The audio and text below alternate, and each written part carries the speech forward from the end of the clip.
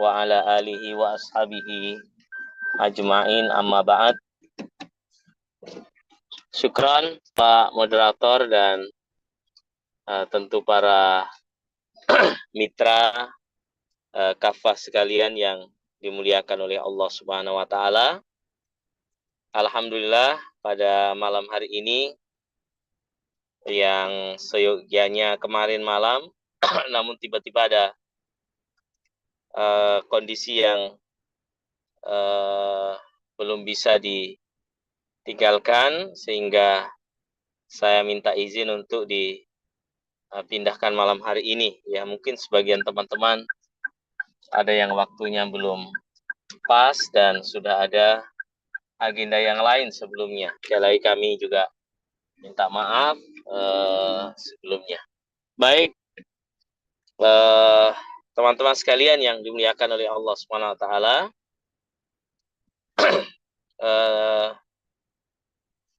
salah satu organ yang sangat penting di dalam atau sistem di dalam tubuh kita ini adalah sistem pencernaan. Ya, sistem pencernaan ini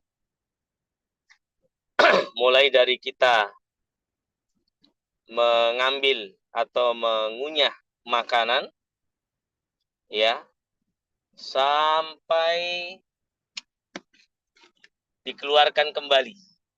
Ya, ini mengalami proses yang panjang. Ya, kita dulu pernah singgung, pernah bahas juga sekilas masalah ini. Yang pada prinsipnya bahwa Allah Subhanahu wa taala mengatur, ya, mulai dari mulut kita ketika kita mengunyah, ya. Proses mengunyah itu kan proses yang sangat penting, di mana sarana yang Allah Subhanahu wa taala berikan kepada kita, di mulut kita ada beberapa enzim, ya, ada enzim kelenjar ludah, amilase, lipase, dan yang lain sebagainya. Dibantu dengan keberadaan gigi kita. Ya. Bahkan saya pernah bertanya ini, ya, kepada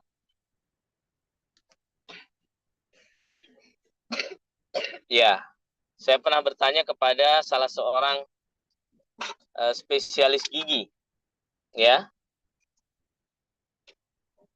Saya bertanya apakah ada pengaruhnya ketika salah satu gigi kita itu tidak sempurna lagi, tidak lengkap. Ternyata beliau mengatakan bahwa betul, Ustaz. Jadi menurut para ahli, ya, ketika gigi seseorang sudah berkurang, maka itu akan mempengaruhi pencernaan kita. Dan ini sejalan, ya, subhanallah. Ketika kita masih muda, remaja atau remaja, ya, coba kita lihat siklus kehidupan kita. Ini kita bicara siklus yang umum saja yang kita lihat. Waktu kita masih kecil, masih bayi, belum tumbuh gigi, selain ASI, misalnya memungkinkan kita sudah makan, biasanya kalau belum tumbuh gigi, apa yang dimakan? Pasti makanan yang sifatnya lembut dan mudah dicerna. Ya, lembut, lembek, ya, mudah dicerna. Karena memang ketika masih anak-anak, lambung itu masih lemah, sistem pencernaan kita masih lemah. Makanya diberikan makanan, minuman yang sesuai, yang cocok. Tidak ada anak-anak dikasih minum kopi ya, dan seterusnya. Tidak ada. Karena itu adalah satu proses. Begitu mulai ada tumbuh gigi, makanannya mulai berbeda. Secara alami begitu. Dan itu yang benar. Mulai remaja, lengkap giginya, tumbuh semuanya, maka sudah bisa makan yang keras-keras. Mulai 40 tahun ke atas, mungkin sebagian gigi sudah habis. Mulailah makanan juga yang sesuai, yang tidak terlalu sulit dicerna. Karena pencernaan juga sudah mulai melemah. Terus sampai tua nanti ketika gigi sudah habis, maka makanan memang sebaiknya menyesuaikan. Ya, menyesuaikan. Ya, kalau sudah ompong semua, pakai gigi palsu juga sulit makan misalnya, maka kalau makan daging mungkin hanya diemut-emut saja. Atau dikasih lembek, dikasih halus, dan jumlahnya tidak boleh banyak. Ini siklus dalam kehidupan kita yang luar biasa. Allah Subhanahu wa Ta'ala berikan kepada kita kemudahan atau berikan fasilitas. Ada lidah kita yang bisa menarik makanan itu, kemudian dari mulut kita terjadi proses awal daripada pencernaan itu, ya, dari mulut masuk, ya, kemudian ke kerongkongan, kemudian ke lambung, lambung ke usus halus, ya, kemudian usus besar, ya, disaring lagi, ada organ liver, ya, yang juga berperan, terus sampai usus besar dan ya dikeluarkan daripada zat sisa tersebut. Ini proses yang subhanallah, yang sangat ya luar biasa yang Allah siapkan bagi manusia. Organ pencernaan kita mulai dari ya mulut kita, kemudian ya lambung dan usus itu tentu Allah sudah desain sedemikian rupa ya, secara anatomi, fisiologi, dan kelengkapan organ itu luar biasa. Coba kita bisa bayangkan bagaimana Allah Subhanahu wa Ta'ala mendesain, ya, artinya menciptakan lambung kita itu ada asam lambungnya yang ketika dia dalam keadaan normal sangat bermanfaat untuk proses pencernaan. Bahkan kalau asam lambung kita juga terlalu rendah atau ya terlalu rendah asam lambung kita, maka itu juga akan menjadi sulit proses pencernaan. Berlebih juga tidak boleh. Ya, coba kita lihat saking kuatnya lambung, biasa ada orang makan kerikil atau tidak terasa kerikil keluar sudah hancur. Bagaimana luar biasanya Allah SWT menciptakan lambung kita. Meskipun kita ketahui ya organ lambung dan organ usus ini sangat ya sensitif juga, ya sangat sensitif. Maka sebenarnya kalau kita melihat ya fungsi-fungsi daripada organ pencernaan kita ini, ya Allah Subhanahu wa Ta'ala sudah menyiapkan seluruh perangkat agar pencernaan kita ini dalam keadaan baik-baik saja. Nah, yang jadi masalah biasanya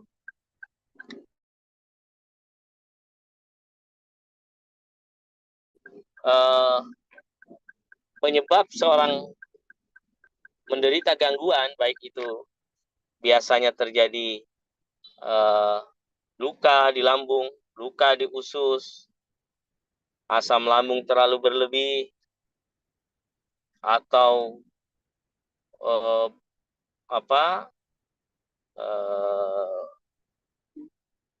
susah buang air besar, itu sebenarnya penyebab penyakit tersebut banyak faktornya.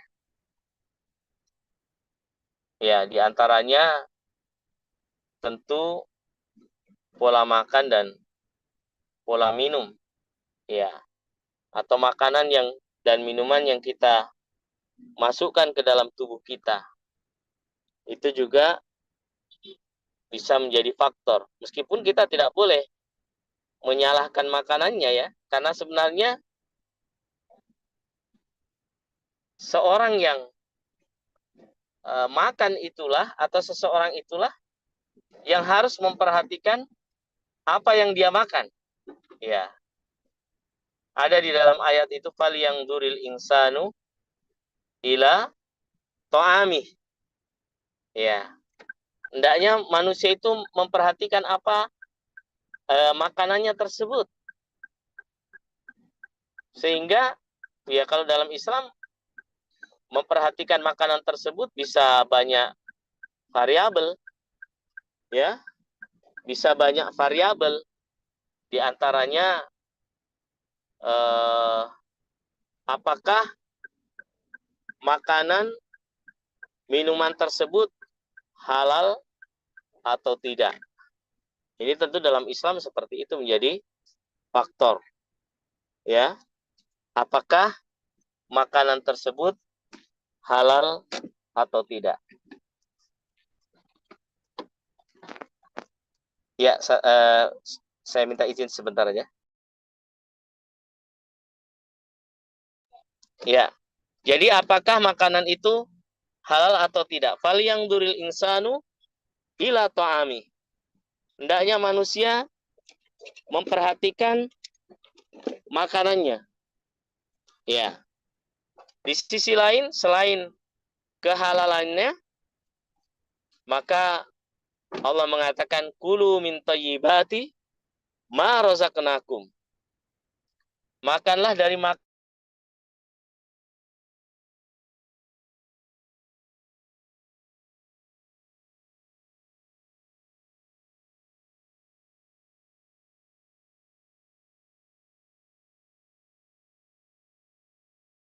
sisi halal atau haramnya.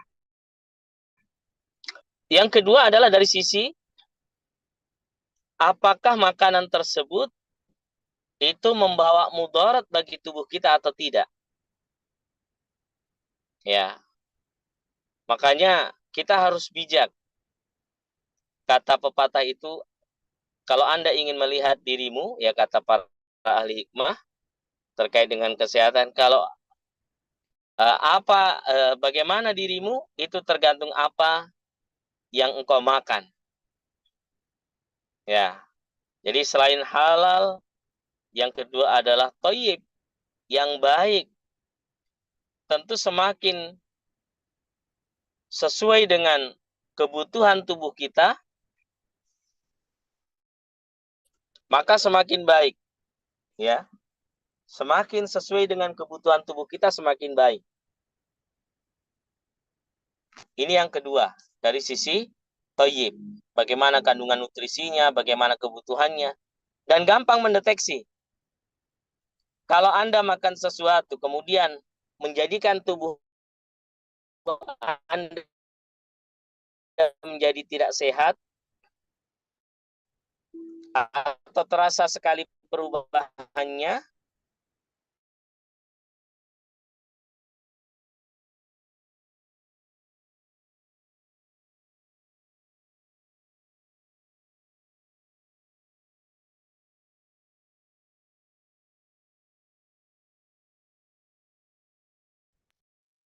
porsi makan kita, porsinya. Bagaimana ajaran Islam? Kulu wasrabu wala tusrifu. Makan dan minumlah dan jangan berlebihan. Ini dasar ini. Makan, minumlah, jangan berlebihan. Dan biasanya Orang yang makan berlebih itu menjadi banyak penyakit, termasuk lambung itu juga akan berat kerjanya. Coba bisa termasuk makanan berlebih ini, kata para ulama kita, idkhalu ta'am ala ta'am, memasukkan makanan sebelum makanan yang pertama itu tercerna. Ya mungkin bahasa kita setiap saat ngemil, ya makan terus sehingga gigi, lidah kita, tenggorokan kita atau kerongkongan kita ya itu tidak pernah berhenti bekerja, apalagi lambung kita, padahal membutuhkan waktu yang namanya pencernaan kita. Lambung kita butuh waktu untuk bisa mencerna makanan itu. Maka ini menjadi patokan. Kulu washrabu wa la tusrifu. Ya kaidahnya yang diajarkan dalam Islam, sepertiga untuk makanan, sepertiga untuk minuman, sepertiga untuk bernapas. Meskipun teman-teman sekalian ini, Ibnul Qayyim menyebutkan masalah makan dan minum ini, agar kita tetap sehat, diusahakan ketika makan jangan langsung minum, kecuali terpaksa. Ya, karena itu akan kurang maksimal ya pencernaan kita mencerna makanan tersebut. Nah, ini disebutkan dalam pembahasan Ibnu Qayyim al-Jauziyah dalam kitab Tibbun Nabawi. Ya. Yang paling buruk lagi kalau makan minum, makan dan minum, artinya makan sekaligus minum. Di sela-sela makan ada minuman. Nah, ini yang paling kurang baik. Ini bisa menjadi penyebab juga gangguan pada lambung tersebut. Ya. Kemudian tadi porsinya ya, frekuensi makanan perlu diatur, jenis makanannya kulu washrab halalan thayyibah, halal lagi baik. Kemudian kulu washrabu wala tusrifu, makan dan minum dan jangan berlebihan. Termasuk teman-teman sekalian yang perlu diolah dalam tubuh kita ini juga adalah masalah emosi, kejiwaan kita. Ya. Kebanyakan orang-orang yang terkena gangguan lambung itu penyebab selain apa yang disebutkan tadi adalah bisa perkara emosi. Emosi ini maksudnya bukan emosi marah saja maknanya, bukan. Tetapi marah, takut, sedih, apalagi gembira, ya, marah, gembira, marah, bahagia, takut, sedih, apalagi? Apalagi? Takut, sedih, khawatir. Ya, 5 ini terutama kalau yang paling berpengaruh sekali terhadap lambung, karena organ lambung ini dalam teori klasik kaitannya erat dengan limpa. Ya, limpa dengan lambung.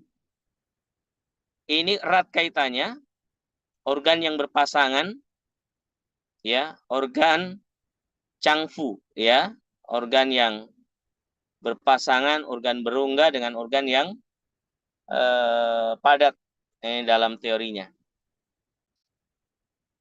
Maka yang paling berpengaruh terhadap lambung itu adalah rasa takut dan atau rasa khawatir berlebihan. Makanya teman-teman sekalian, rata-rata kalau kita ditagih hutang atau besok sudah jatuh tempo pembayaran cicilan misalnya, ya, atau pembayaran sesuatu yang jatuh tempo dan malam belum punya dana, apa yang terjadi? Khawatir, stres. Ya, kalau khawatir sudah tinggi, stres tinggi, maka terjadilah kelemahan. Makanya penyakit lambung yang terlalu lama maka bisa menyebabkan muncul rasa kekhawatiran yang berlebihan. Dan rasa khawatir yang berlebihan itu juga bisa menimbulkan penyakit sistem pencernaan kita termasuk lambung. Coba lihat orang yang ya biasanya orang tua ya, anaknya jalan khawatir, anaknya belum pulang khawatir. Ya maksudnya memang kekhawatiran itu perlu, tapi kalau berlebihan sampai nanti begini, kekhawatirannya terlalu tinggi, maka itu indikasi lambungnya juga lemah. Itu tadi saya katakan bahwa emosi tidak stabil. Rasa kekhawatiran yang tinggi, yang berlebihan, ya, maka itu bisa menyebabkan lambung dan limpa kita menjadi lemah. Sebaliknya, ketika seseorang itu lama sakit lambung, lama-lama psikisnya, jiwanya akan terganggu. Muncullah kekhawatiran yang terlalu tinggi. Ini penyebab dari jiwa kita. Adapun yang disebabkan oleh virus atau bakteri atau sebab-sebab yang lain itu tentu sebagaimana yang kita kenal dalam dunia medis yang sudah banyak dijelaskan. Lari lagi turun ya, lambung kita mengolah makanan, turun ke usus halus untuk diambil saripatinya, kemudian lewat lagi usus besar, diambil lagi kalau ada zat-zat yang masih bermanfaat bagi tubuh kita. Terus ya, ini menjadi bagian yang sangat urgen. Bahkan kalau kita belajar teori Arab klasik ya sebenarnya hampir mirip-mirip dengan dunia modern karena dia pengembangan. Salah satu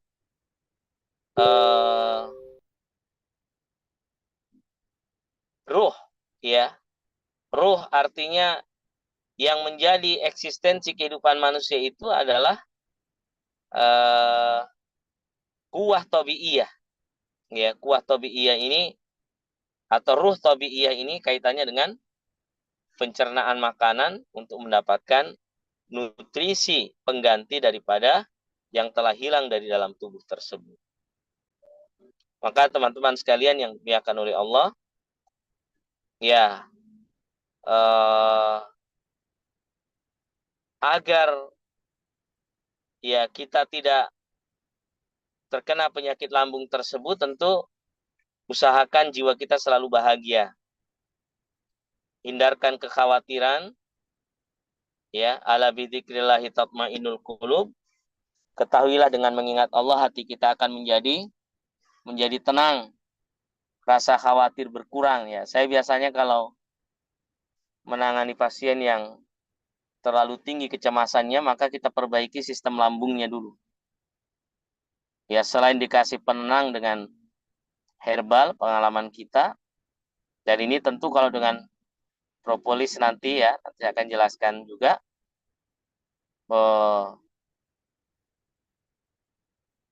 ketika diperbaiki organ fisiknya, jiwanya akan mulai membaik. Kadang kalau kondisi yang seperti itu ketika fisiknya lemah akan menjadi lebih parah. Ya, bisa menjadi lebih parah, ya. Maka dari itu, teman-teman sekalian yang dimuliakan oleh Allah SWT, lambung ini perlu dijaga sebaik-baiknya. Selain hal-hal yang memang perlu ditinggalkan berupa pantangan-pantangan, ya, maka juga kita memperlakukan organ kita dengan sebaik-baiknya. Maka secara umum, teman-teman sekalian, penyakit yang berhubungan dengan sistem pencernaan ini, ya bisa saja radang di lambung, radang di usus, ya, yang sifatnya peradangan itu bisa menjadi penyebab, ya. Juga bisa saja teman-teman sekalian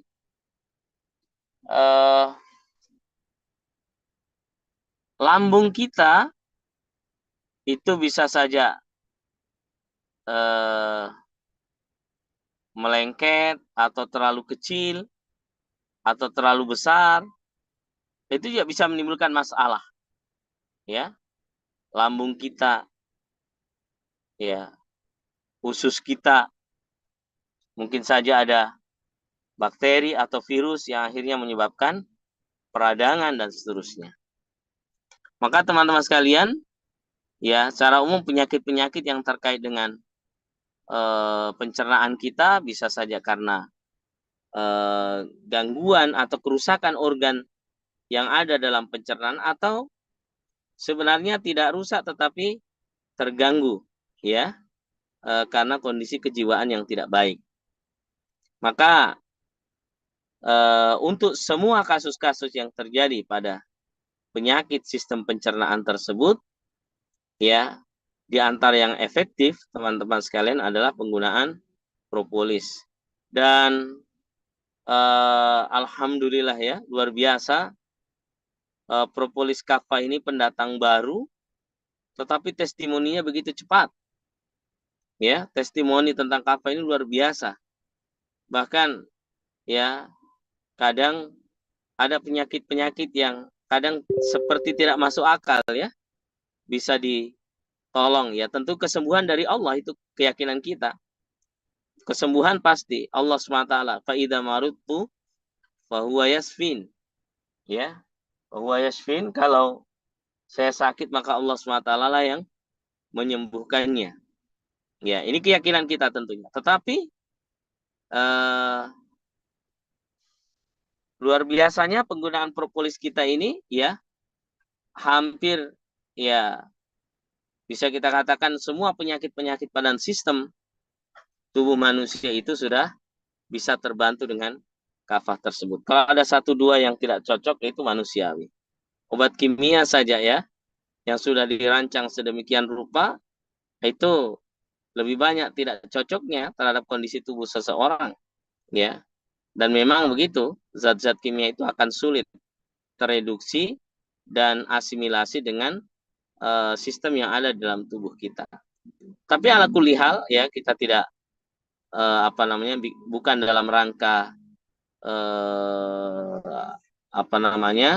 menjelek-jelekkan, tidak, ya, tetapi dalam rangka bahwa secara keilmuan dengan penelitian apapun memang bahan-bahan yang alami itu lebih mudah terabsorpsi oleh tubuh kita yang tentu kepada sel kita dibanding bahan-bahan kimiaan anorganik. Maka teman-teman sekalian dimuliakan oleh Allah, ya, kalau kita bisa urutkan penyakit-penyakit yang sering muncul, ya, ditanyakan. Sakit gigi jelas, ya, tetesi saja. Ada radang di lidah, tetesi dan minum. Terus, ya, masuk ke dalam. Biasa yang paling banyak tanyakan, amandel boleh atau tidak? Jawabannya boleh. Dan, ya, itu peradangan, ya, dan itu insya Allah bisa terbantu. Terus, ya, kasus misalnya gula darah tinggi bisa insya Allah, ya, dibantu dengan kafah, ya, terkait dengan pankreas misalnya, gula darah terlalu tinggi, bisa dibantu dengan kafah. Ada peradangan di lambung, bisa dibantu dengan kafah. Peradangan usus bisa dibantu dengan kafah. Sampai sistem ekskresinya, ya, termasuk usus buntu, ya. Namun waspada untuk usus buntu ini, karena biasa tidak dirasa, ternyata sudah sakit parah, ya.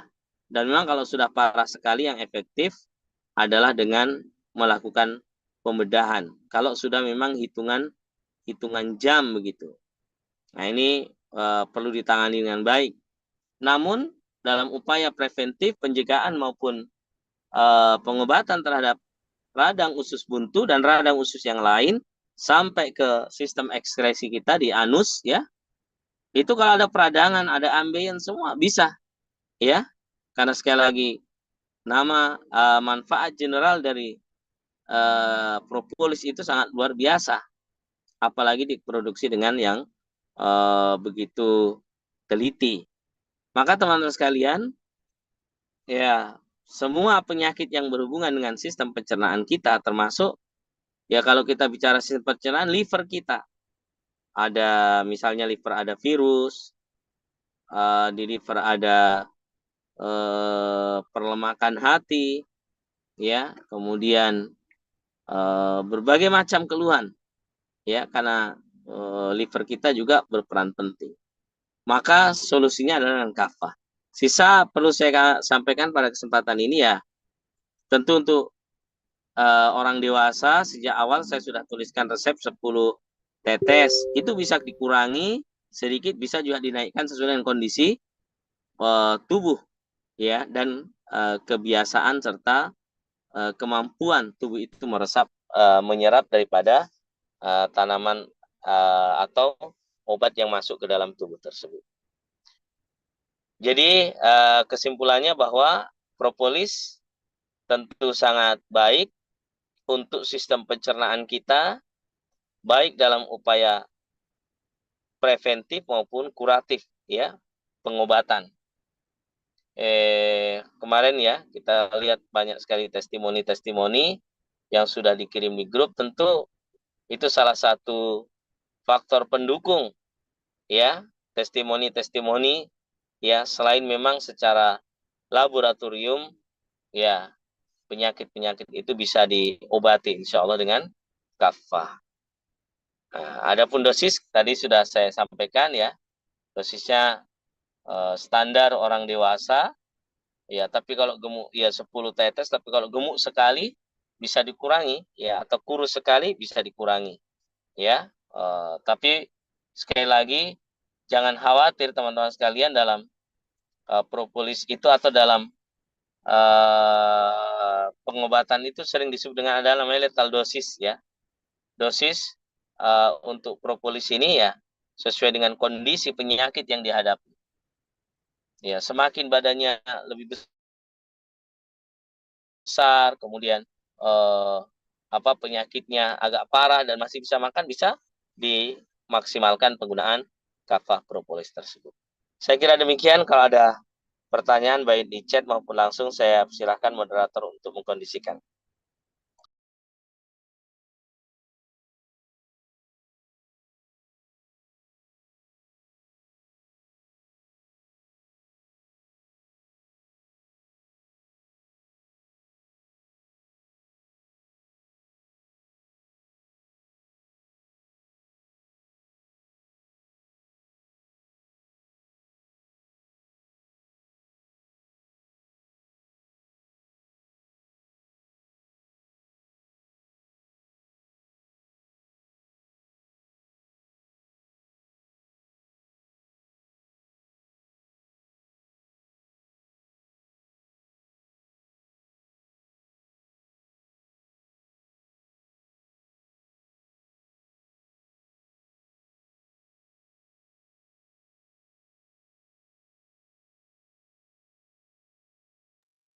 Ya, secara umum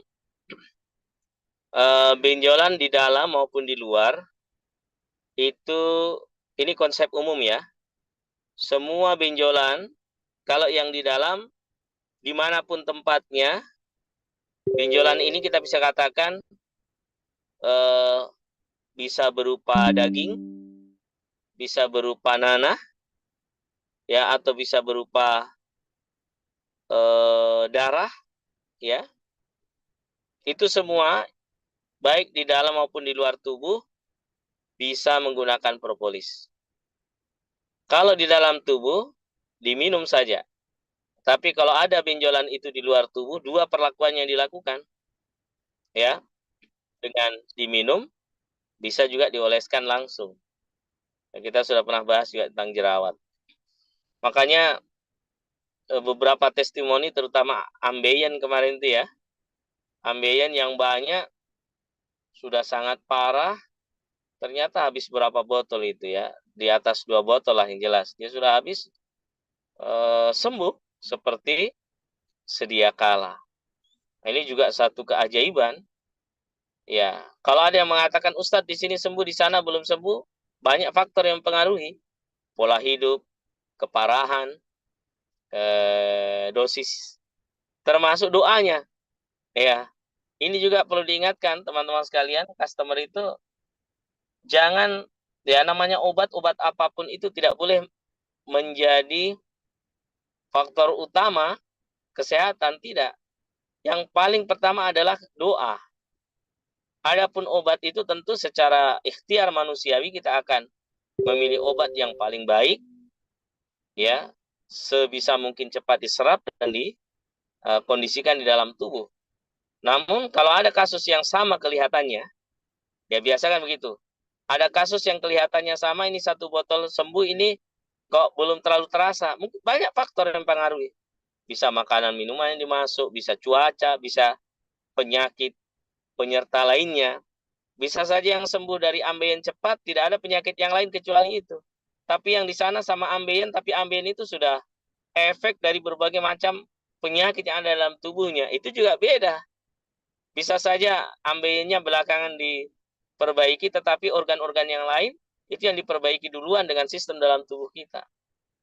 Ya, jadi itu ya, saya ajarkan prinsipnya, semua jenis benjolan di luar maupun di dalam, insya Allah sangat baik penggunaan propolis. Nah, biasa yang sering ada tanya, Ustadz bagaimana kalau sudah sangat besar tumor dalam rahim dan pokoknya sudah sebesar sudah menutupi semua rahimnya misalnya. Ya tentu untuk kasus-kasus seperti itu, kalau dengan tindakan medis, operasi itu yang terbaik, ya itu ya tentu kita mensinergikan. Tapi kalau ada yang sampai seperti itu kemudian ditanyakan, apakah cukup dengan kafah saja? Ya kita jujur mengatakan, kalau ada yang tertolong tentu dengan keajaiban dari Allah, tapi dengan kondisi besar begitu, dengan sakit yang sangat parah, bisa konsul ke dokter, dokter tangani, tapi kafah nanti setelah operasi misalnya, kafahnya diminum. Ya, jadi ini harus menjadi pemahaman kita semua, ya. Dan memang sih secara umum bahwa kafah ini luar biasa, bisa masuk dalam semua jenis dan kondisi penyakit seseorang. Ya, itu pada prinsipnya. Karena dia menaikkan imun, anti radang, dan penyakit-penyakit kita tidak ya berputar-putar di situ, metabolisme, yang semuanya itu kita bisa bantu dengan kafah insya Allah. Syukran.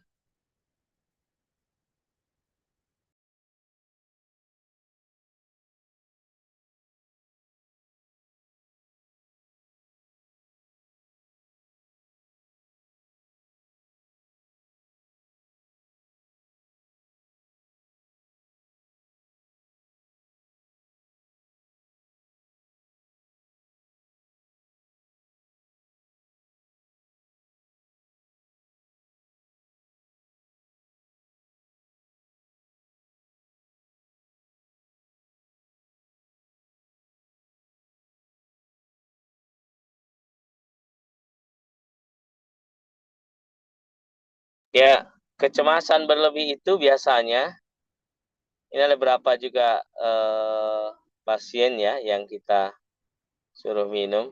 Tapi paling tidak minimal itu 1 bulan memang. Minimal. Karena kalau sudah 1 bulan itu darah juga sudah berganti. Kemudian perbaikan sistem itu relatif baik lah.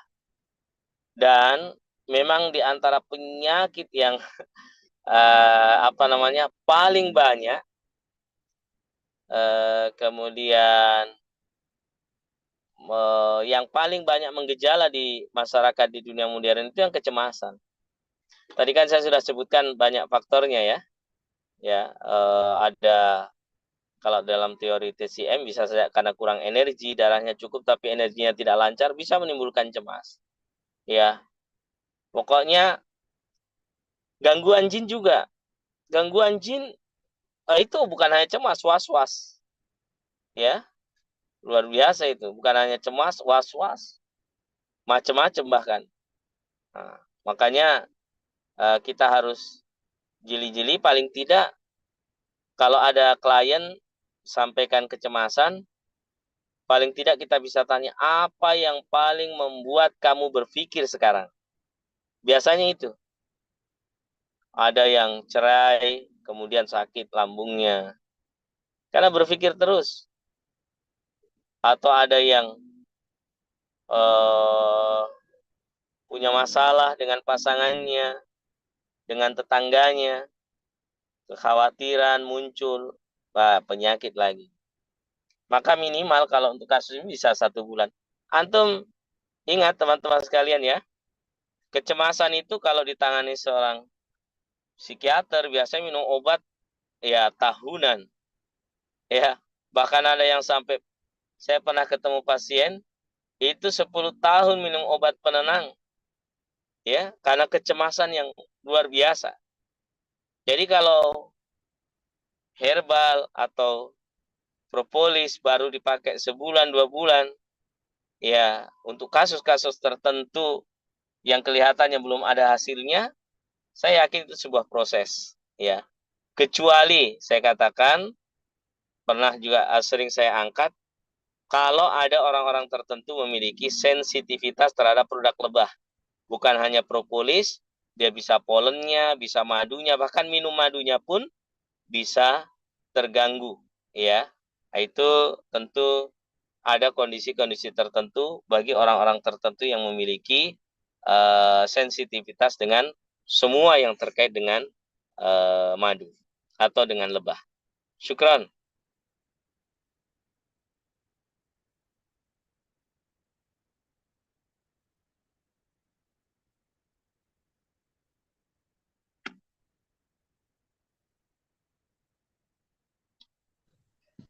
Ya, syukran Pak Akmal. Langsung saja. eh, Kedengaran Ustadz? Iya, ya. Oh, Alhamdulillah. Eh, ini berkaitan sama materi dan beberapa di luar materi juga Ustadz. Kami itu ada salah satu customer saya atau klien saya itu Ustadz sudah beberapa kali terapi bekam, terus terapi apa lagi ya, rukyah juga. Karena saya lihat memang saat bertemu langsung kayaknya memang dia ada gangguan Ustadz. Selain dia komplikasi, dia kalau datang stresnya itu langsung kayak kram perutnya dan kayak apa? Ada yang mengeras.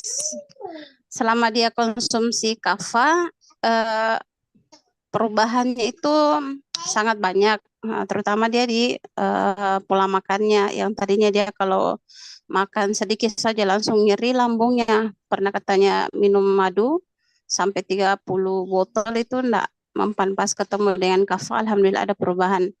Cuman Ustadz, saya meminta saran dari Ustadz, apa yang bisa saya kasih solusi selain kava? Karena beliau sangat gampang stres, dia bermasalah dengan para tetangganya. Ini saya tahu ya. Jadi saya tanya anaknya kapan dia stres, itu pasti akan seperti itu, akan kumat lagi. Jadi Kava kayaknya tidak bisa mempan kalau pada saat lagi emosinya seperti yang tadi Ustadz sampaikan. Jadi saya meminta saran yang terbaik sama Ustadz, apa yang bisa saya jadikan motivasi ke dia untuk tidak berhenti berikhtiar, Ustadz. Nah, Syukran. ya, pertama sampaikan memang semua butuh proses, ya. Yang kedua, kalau tingkat kecemasannya parah dan tidak bisa mereda kecuali dengan minum resep dari dokter, ya, psikiater misalnya, obat penenang, ya apa boleh buat, sisa dipadukan, ya, diselingi baik sebelum maupun minum setelahnya. Itu kalau memang tidak ada, ya, karena tingkat kecemasan seseorang itu biasanya kalau ketahuan sebabnya, ya selama dia lihat sesuatu tersebut dan tidak dibersihkan, eh, istilahnya kalau bahasa pengobatan itu sampah-sampah di pikirannya, yaitu tidak dibersihkan, tidak didetoks, maka yang terjadi akan berulang. Misalnya, dia stres karena dengan tetangga, ya selama mungkin lihat tetangga itu, dia akan stres. Maka solusinya sebenarnya dua, tetangganya yang pindah atau dia yang pindah, atau jangan ketemu. Iya, jangan ketemu. Nah ini tentu di antara solusi. Maka ini juga pelajaran teman-teman sekalian. Salah satu yang doa diajarkan oleh Nabi itu adalah, ya, bagaimana Allah Subhanahu wa taala itu memberikan kepada kita tetangga yang baik.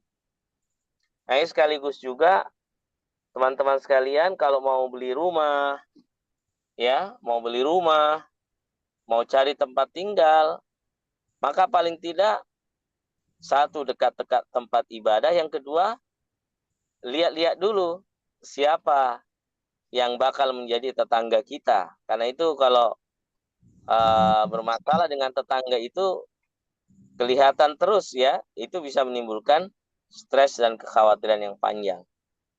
Nah, itu solusi-solusi yang bisa dilakukan kalau memang berusaha menggunakan bahan-bahan alami belum maksimal, mungkin juga sudah bekam, sudah ruqyah, tapi rasa tersebut tidak hilang, ya kalau satu-satunya jalan dia bisa beristirahat dan tidak memberikan mudarat yang besar kalau dia dalam keadaan jaga, maka eh, obat resep dari dokter itu silahkan dimanfaatkan, ya, sambil upaya-upaya perbaikan sistem. Ya, biasanya kalau seperti ini dua sistem yang perlu diperbaiki, ya, meskipun secara umum keterkaitannya jelas, ya, tetapi paling tidak perbaiki sistem yang ada di lambung. Yang kedua, bagaimana darah dibikin lancar, ya, naik ke kepala. Nah, ini tentunya dengan makanan, minuman yang baik, yang tidak terlalu banyak mengandung lemak, ya, makanan tidak berlebihan, itu akan bisa menjadi penyebab darah itu encer dan perbaikan pada sistem. Ya, kalau dia terindikasi gangguan jin, ya, dan memang telah terjadi seperti itu misalnya, maka ya dua-duanya harus dikerjakan bersamaan, ya, diusahakan diruqyah kepada mereka yang ahli. Yang kedua, seorang pembimbing kesehatan, ya, bisa dokter, bisa herbalis yang bisa melihat kondisi perkembangan daripada pasien tersebut, ya, itu bisa dilakukan. Itu kira-kira saran saya untuk kasus seperti itu. Ya, Ustaz, syukron. Afwan.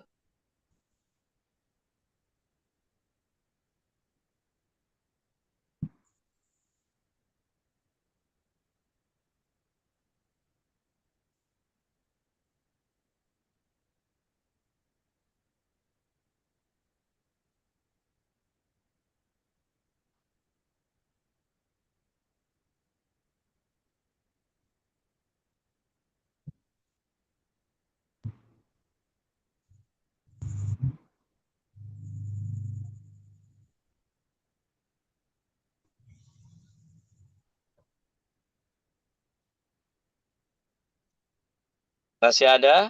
Kalau kalau tidak ada, alhamdulillah. Mungkin cukup dulu. Ya, terima kasih. Barakallahu fikum. Saya kembalikan kepada moderator. Silakan dikondisikan.